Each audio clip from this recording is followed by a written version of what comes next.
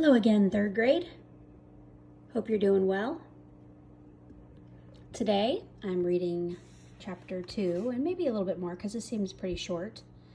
But I do have some exciting news for my class. We just finished the one and only Ivan before all the craziness happened. And I just found out that it's actually being made into a movie.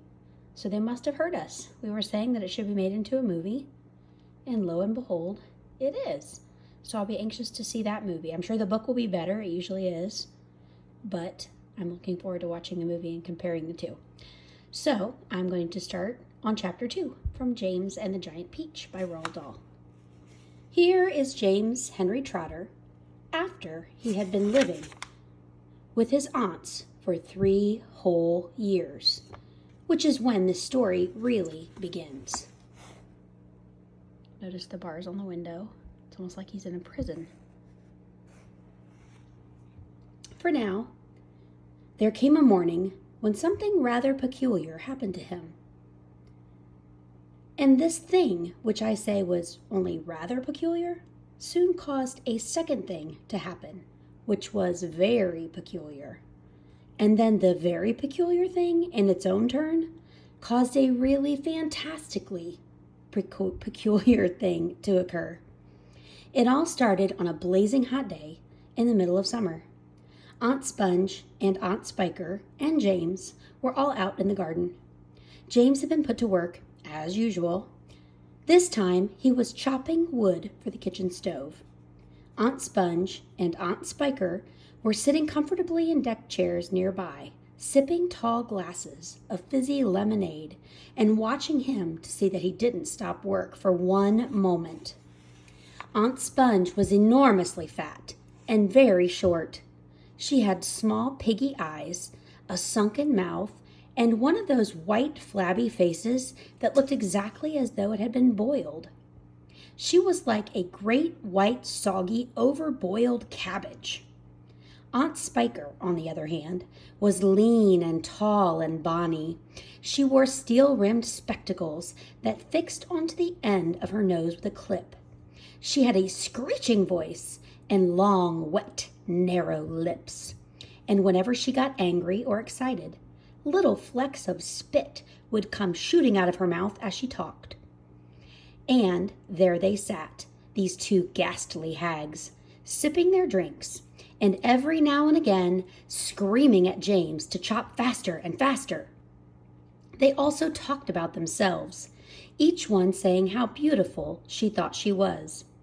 Aunt Sponge had a long-handled mirror lying on her lap, and she kept picking it up and gazing at her own hideous face. "I look and smell," Aunt Sponge declared, "as lovely as a rose. Just feast your eyes upon my face. Observe my shapely nose. Behold my heavenly silky locks. And if I take off both of my socks, you'll see my dainty toes. But don't forget," Aunt Spiker cried, "how much your tummy shows." Aunt Sponge went red. Aunt Spiker said, "My sweet, you cannot win. Behold my gorgeous curvy shape, my teeth, my charming grin. Oh, beauteous me, how I adore my radiant looks, and please ignore the pimple on my chin." "My dear old trout," Aunt Sponge cried out, "you're only bones and skin. Such loveliness as I possess can only truly shine in Hollywood," Aunt Sponge declared. "Oh, wouldn't that be fine? I'd capture all the nation's hearts. They'd give me all the leading parts. The stars would all resign. I think you'd make," Aunt Spiker said, "a lovely Frankenstein." Poor James was still slaving away at the chopping block. The heat was terrible. He was sweating all over. His arms were aching. The chopper was a huge, large, blunt thing, far too heavy for a boy to use. And as he worked, James began thinking about all the other children in the world and what they might be doing at this moment. Some would be riding tricycles in their gardens. Some would be walking in a cool wind and picking bunches of wildflowers. And all the little friends whom he used to know would be down by the seaside, playing in the wet sand and splashing around in the water. Great tears began oozing out of James's eyes and rolling down his cheeks. He stopped working and leaned against the chopping block, overwhelmed by his own unhappiness. "What's the matter with you?" Aunt Sponge screeched, glaring at him over the top of her spectacles. James began to cry.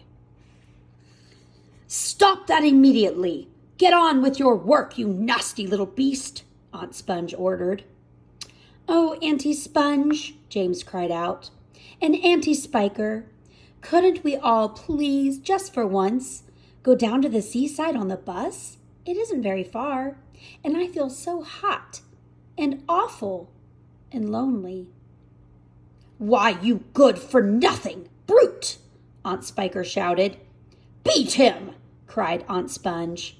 "I certainly will," Aunt Spiker snapped. She glared at James, and James looked back at her with large, frightened eyes. "I shall beat you later on in the day, when I don't feel so hot," she said.